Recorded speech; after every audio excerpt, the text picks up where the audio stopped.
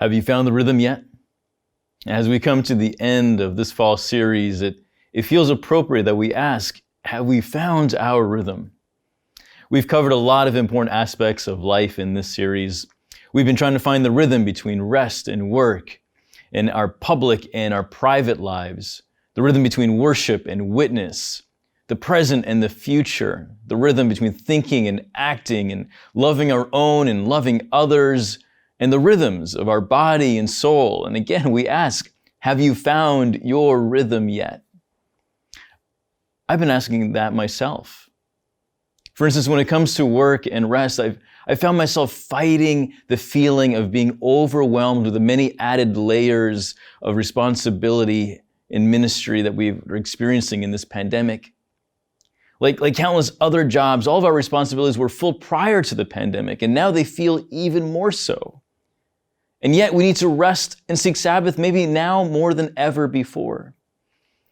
I won't lie to you and say here at the end of this series, I've achieved this perfect work-rest rhythm. But I tell you, I really enjoy being part of a faith community that acknowledges the incredible need for this. For years, I've tried to practice aspects of Sabbath keeping, and I've had good stretches and some poor ones.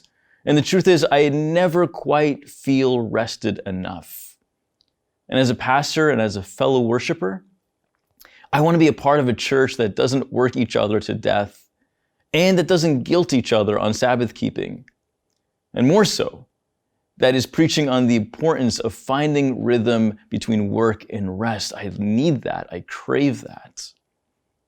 And so whether it's been about work and rest or other topics like thinking and acting or thinking about the future and living in the present, or punting on the consequences of the future and only thinking about the present moment, and various other topics that have come up, I've actually regularly found myself whispering to myself, I need to find the rhythm here.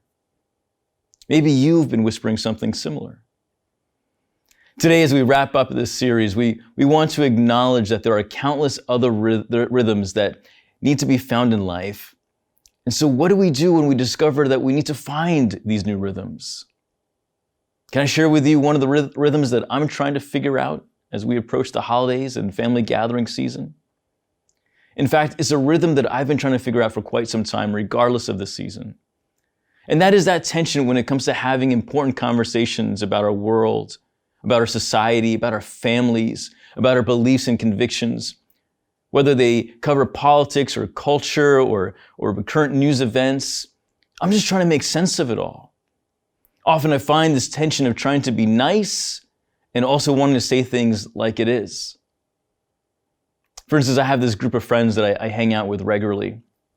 And we have different faith traditions and different backgrounds. And we seem to not want to talk about serious issues. And as soon as a serious issue comes up, there's usually some type of a pivot or an escape out of it. And the truth is, I want to know what they think. They're smart. I trust them. I want to hear their thoughts, and I know that we'll have disagreements. And that's why I'm asking. So we can help understand more and more from various perspectives to help inform our own perspectives. I feel that tension, and I need some type of a relational rhythm here. Naturally, as Christ followers, we look to Jesus for the answer. And here's one key observation we're going to make today. Jesus lived a life with a rhythm of grace and truth. In fact, the Gospel of John sets up the story of Jesus like this. It says, "The Word became flesh and made his dwelling among us. We have seen his glory, the glory of the one and only Son who came from the Father, full of grace and truth." Just like Jesus, we need to be full of grace and truth. I know some of you might be thinking right now, oh no, here we go again, another sermon about being a better person, about being nicer, being more graceful, more honest, more truthful. No, that's not really what I mean. Up front, I want to be really clear on two things. That's not what this is going to be about. And more so, Christianity is not about just being nice. In fact, Jesus' core message is not actually to be a better person. It's about being a forgiven person in the eyes of God, to be a gospel-rooted and sent person, just like how Jesus was. It's hardly about just being nice. I think I found somewhat of an appropriate metaphor for what I'm not describing today. And it comes from our dear friends at Chick-fil-A. I love Chick-fil-A. But there's this wonderful comedian that has a bit where he acts out 3 different roles at a local Chick-fil-A restaurant. And the sketch starts off with a manager at the Chick-fil-A saying to his employees that there's a shortage of dipping sauces, and they're going to limit 1 dipping sauce per customer. So one of the employees rightfully asks, people are going to be mad about that. What do we tell them? Tell them this: it'll be my pleasure to inform you that I can only give you 1 dipping sauce. Well, as you can imagine, as soon as a customer begins to give that order and they start listing the various dipping sauces that they want, they have to be interrupted by the brave Chick-fil-A worker, and he has to explain, I'm sorry, sir, due to shortages, only 1 dipping sauce per order. It's my pleasure to give you only 1. And so the sketch has like this back and forth between the customer arguing, I want more than 1 dipping sauce. I want the honey mustard, I want the special Chick-fil-A sauce, I want the spicy sauce. And then the poor employee has to continue saying, my pleasure, I'm sorry, sir. And everything is my pleasure, my pleasure, my pleasure, even if it's not the right context. My pleasure. My pleasure has become the new code for saying what you're supposed to say, but don't really feel. I mean, I feel for these Chick-fil-A workers who have to say my pleasure 1,000 times an hour just because you're thanking them for a napkin or a ketchup. My pleasure, my pleasure, my pleasure. Now please go. My pleasure. Maybe you don't say those words exactly, but there are countless other euphemisms for this. Absolutely. Yes. Anytime. Call me anytime. Always there. 100 others. Grace and truth isn't about summoning up the strength to give an undeserved pleasantry. That's insincere. Now, Chick-fil-A is leading a food service business that majors on customer satisfaction, and they're doing an extraordinary job. But that's not what our lives are about. And that's not what I'm talking about.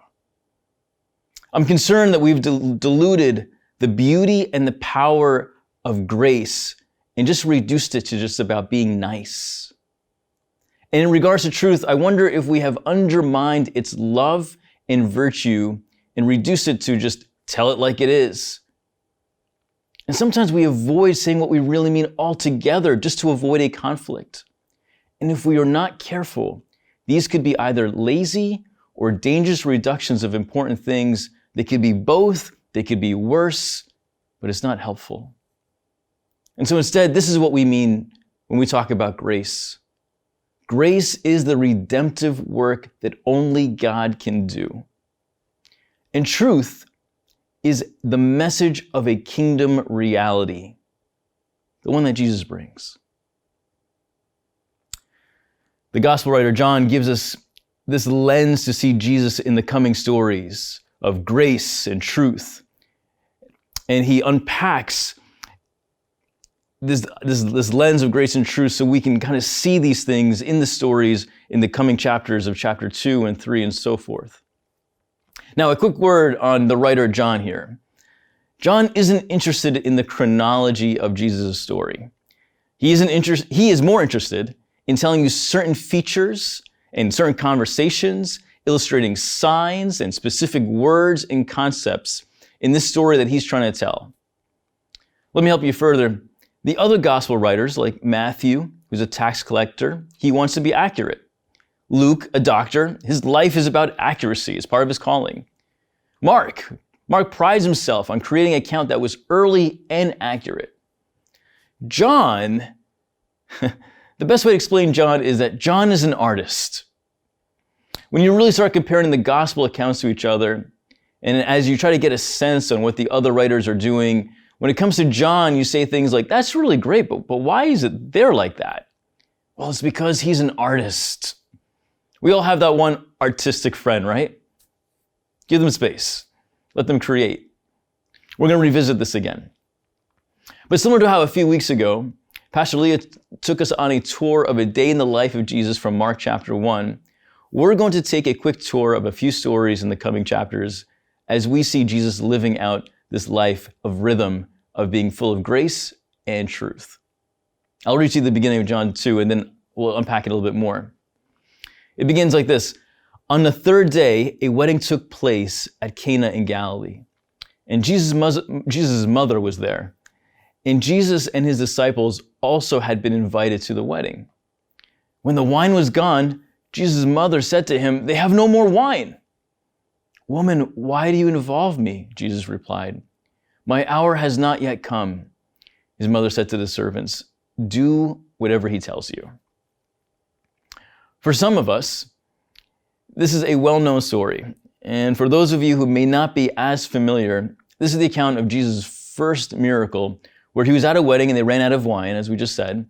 And the miracle is that he changed water into wine, like really great wine. And part of the intrigue of this account is the exchange that Jesus has with his mother. Mary informs him that the wine has run out and they are just 3 days into this wedding. And traditionally, these weddings could take 5 to 7 days and the whole town is invited. Now, I know we tend to picture this in contrast to our modern context as being in a modern reception hall and thinking if something runs out, well, it's a shame that they ran out of the ribeye and garlic potatoes, but I guess I'll have the chicken and mixed vegetables. It's not like that at all. And you might even be thinking, like if you're a preacher type, if Jesus was a modern day preacher and Mary came to them saying they ran out of wine, great, I'll preach for the rest of the week. But that's not what happens either. Jesus understands the context. Again, it's a week-long party, and for practical purposes, they ran out of the means to continue the celebration. It's not just about wine, it's about family and honor and hosting and celebrating and relationship. In actuality, this family running out of wine is an absolute social disaster. It is utter humiliation for them, especially because Cana is in a small town. They might never live this down. So let's test this idea that John gives us about Jesus, about being a person of grace and truth. At first glance, when Mary tells Jesus that their friends have run out of wine, "Can you help?" Naturally, he says, "My pleasure." No, he doesn't say that. He says, "Dear woman, why do you involve me?" in certain translations. And we might suspect an annoyance with his mother, using the term woman in the original language. Well, that's actually a term of endearment. And other translations have inserted the adjective dear to make sure that we understand that. Dear woman. And Jesus questioning his involvement isn't annoyance, but when he talks about his hour coming, he's talking about the beginning and the continuation of his kingdom ministry and his mission here in this world. But as the text indicates, they both know that he will be involved. Hence, the non-answer that Mary gives back to him and the instructions that she gives to the workers of the wedding. Do whatever he tells you to do. In fact, we might consider this to be a faith story involving Mary. But that's for another time. Let's keep this moving. Jesus instructs them, the workers, to fill these giant water jars that were there for ceremonial cleansing. And it's not there for drinking water. Now, don't miss our friend John, the artist here, including details of the water jars for ceremonial washing. He is showing us that Jesus is going to do a new thing from within the old Jewish system. He is going to be bringing salvation to Israel and the world in a radical and beautiful and new way. The host of the banquet tastes this wine and is so impressed that he makes a declaration that the family has saved the best wine for last. What was about to be an enormous social disgrace has actually been turned around by Jesus to the family receiving even more honor. And now there's more joy. Now there's more celebration. Let's revisit, again, Jesus being full of grace. If grace is the redemptive work that only God can do, then only Jesus could have changed the water to wine. And the truth, The redemptive message here is that in God's kingdom, it's not just about saving a family's reputation, but it's about God's provision. God's provision is greater than anything that can be found in this world. God's provision is greater than anything that can be found in this world. Oh, one more thing. Did you catch the part that this happened on the third day of the wedding feast? I mean, is that a coincidence? No. This is John, the artist, subtly putting it out there that Jesus tends to do his best work on the third day. Ever wonder why Jesus has to make the best wine? Why not make the same wine that they just had and just keep a low profile? Why not change the water into Coca-Cola and launch a new billion-dollar industry? Jesus, full of grace and truth, is doing the work that only he can do and proclaiming a truth that God's provision is greater than anything that can be found in this world. And this is exactly Jesus, one who lives with a rhythm of grace and truth. That's an easy story about how Jesus at the wedding, but how about a harder story? Like when in the very next section, Jesus clearing the temple. Notice the gospel writing artist friend John putting these two stories together. One that happens in the beginning of Jesus' ministry and one that happens towards the end of Jesus' ministry and shortly before being arrested and then crucified. For a long time, I've read numerous commentaries on why he puts these two stories together. Some say Jesus may have done this twice, like clearing the temple twice. Others say because he wants to connect the beginning of the ministry with the end of the ministry. Sure, maybe. Those are reasons, and there are many more speculations. But the best answer I've ever come across is, listen, John is an artist. Back to Jesus clearing the temple. It reads like this. When it was almost time for the Jewish Passover, Jesus went up to Jerusalem in the temple courts. He found people selling cattle, sheep, and doves, and others sitting at tables exchanging money. So he made a whip out of cords and drove all of them from the temple courts, both sheep and cattle. He scattered the coins of the money changed and overturned their tables. To those who sold doves, he said, "Get these out of here. Stop turning my Father's house into a market." His disciples remembered that it is written, "Zeal for your house will consume me." The Jews then responded to him, "What sign can you show us to prove your authority to do this?" And Jesus answered them, "Destroy this temple, and I will raise it again in 3 days." They replied, "It has taken 46 years to build this temple, and you're going to raise it in 3 days?"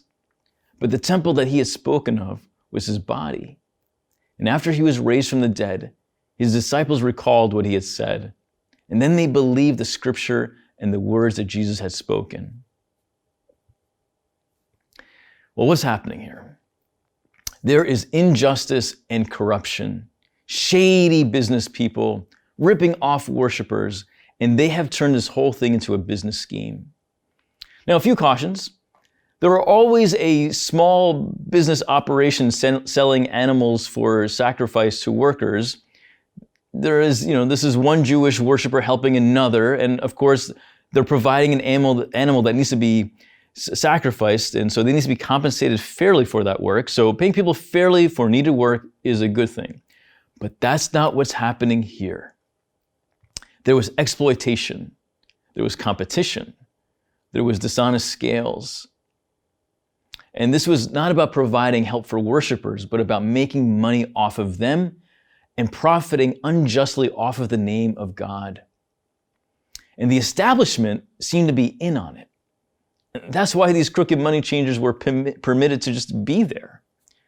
Jesus, full of grace and truth, is on rhythm here again. The grace part is in the redemptive work that only the Lord can do, declaring the temple and clearing it out, declaring it as unclean and clearing it out and restoring its integrity for the Passover for the worshipers of God in that year. Also, I just want to make a secondary comment here. It's fair to point out the restraint that Jesus actually has for the crooked salesmen and money changers. As we see in the account, when he's driving people away, no person is actually harmed. They just got to go. The truth part is in the redemptive message that through Jesus' death and resurrection, he is the new temple. Now, this is highly symbolic. Whereas people before came for forgiveness to this earthly temple in the center of Jerusalem and offered a sacrifice, now all will come to Jesus for forgiveness. He's going to be the new center through his ultimate sacrifice.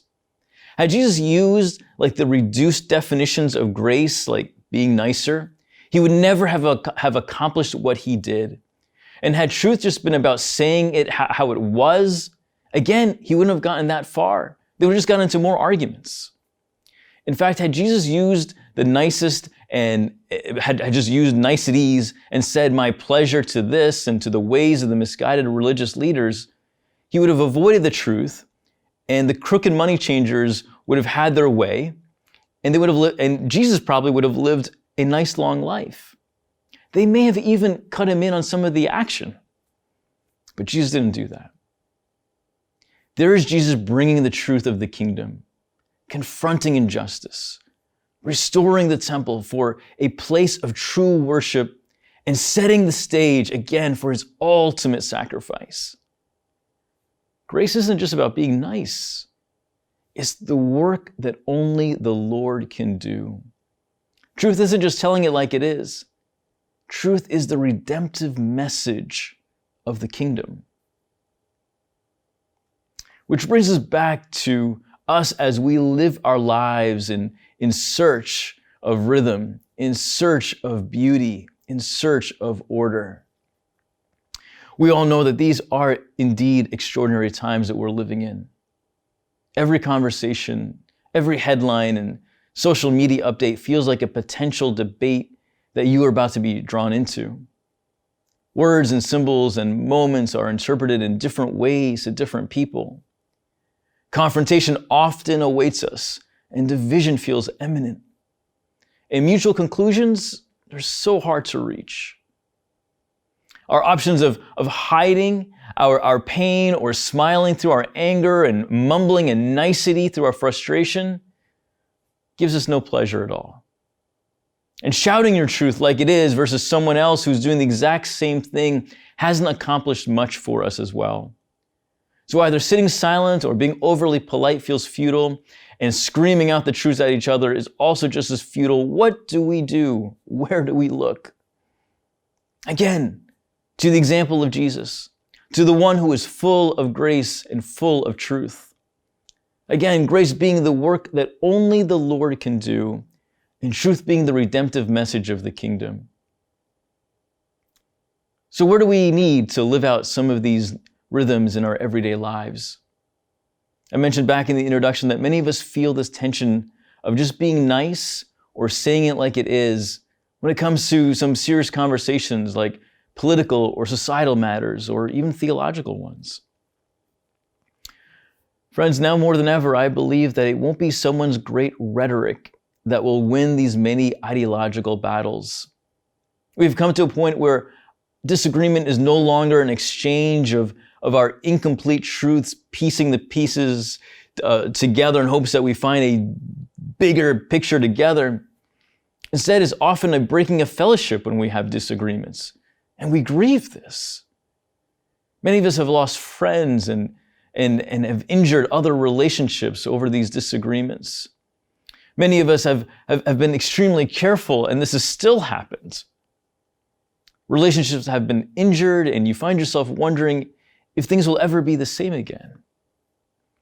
I know I've been hurt and astounded and angered and so on. And I know others have felt similar by me and maybe by you in their own right. And this has left us with numerous times of avoiding conversations with someone that you might care about or someone that you want to get to know better, because the last time there was a similar conversation, it got either ugly or awkward or painful. So now in avoidance, we talk about what might feel like every trivial matter out there because it feels safer. It's just like saying my pleasure over and over and over, even out of context, just to avoid potentially creating any further pain or discomfort, or worse, the fracturing of another relationship. What I've become convinced of is that no amount of reading and becoming ultimately informed will change this. I've become convinced that we must depend on the grace of God. And again, that is the work that only the Lord can do. To change hearts, only the way that He can change. To change my heart, only the work that He can do. And the positions I hold, the conclusions I reach, must be rooted ultimately in the truth of Jesus, as in the redemptive message of the kingdom. You might be thinking, great, I'm already doing that. I hope so. But it would be good for us all to remember that 2,000 years ago, the religious folks then truly believed they were already doing that, honoring God the Father, obeying the law of Moses, and so on. And they completely missed the Son of God standing right in front of them. In fact, not only did they miss Him or just ignore Him, but they were so offended by His message that they killed Him over it. Jesus turned the whole world upside down. The truth of Jesus might turn our world upside down as well, because Jesus was able to bring both grace and truth in His interactions. There was redemptive and a transformative kingdom outcome. Because He was able to give grace and truth, there was a redemptive and transformative kingdom outcome.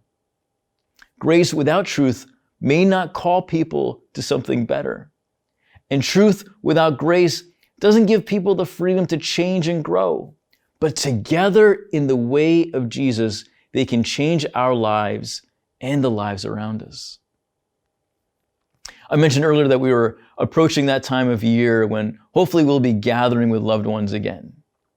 This year, maybe a few more will be gathering around your table than last year, or maybe many, many more. Maybe Thanksgiving will look like previous years, but maybe instead of running out of wine or turkey, what if the disaster is that we realize that we have run out of the relational trust with one another? Could we look to Jesus to change the emptiness into fullness? Could we look to Jesus to resurrect these needed and wonderful relationships? Could we look to Jesus to drive out the corruption and the greed and the potential self-righteousness in our hearts, and for Jesus to do the work of grace that only He can do, to revolutionize our lives with the redemptive message of His kingdom hope? That is the rhythm that we need. To live like Jesus, we need to pursue a life full of grace and truth. That rhythm of grace and truth will bring us beauty and order and love and hope and healing and reconciliation to the Lord and to each other. That rhythm of Jesus is what we long for in these challenging days. Is that rhythm of grace and truth that we pray will not only be an inspiration to our world, but will actually bring salvation and redemption to our world. And so, my friends, may our hearts be like Jesus, full of grace and truth. Amen and amen.